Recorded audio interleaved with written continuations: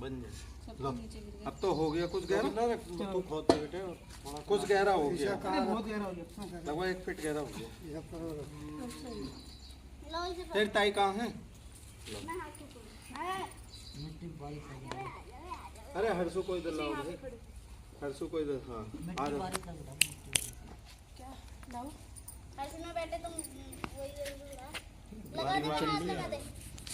लगा दे भी हर्षु, नीम की पे हाथ लगा दो। साथियों हरित प्रणाम, मैं यशपाल सिंह।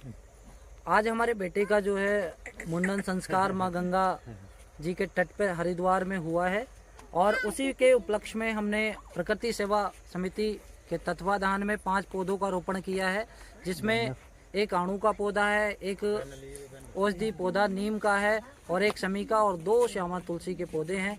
आप सभी से भी मैं निवेदन करूंगा कि आप भी खुशी के अवसर पर अपने यहाँ पौधे लगाएं और उनका संरक्षण करें, संवर्धन करें और दूसरों को भी जागरूक करें कि प्रकृति को अच्छा और वातावरण को अपने अनुकूल बनाने के लिए ज़्यादा से ज़्यादा प्लांटेशन करें और उनका संरक्षण करें। धन्यवाद। हाँ नेहा, क्या बोलना चाहूँगा? सभी को हरित प्रणाम। आज हमने अपने बच्चे के मुंडन संस्कार के मौके पर 5 पौधे लगाए हैं जो प्रकृति को हरा भरा करने में मदद करेंगे और ये एक अच्छी पहल होती है। सभी को पौधे रोपित करने चाहिए।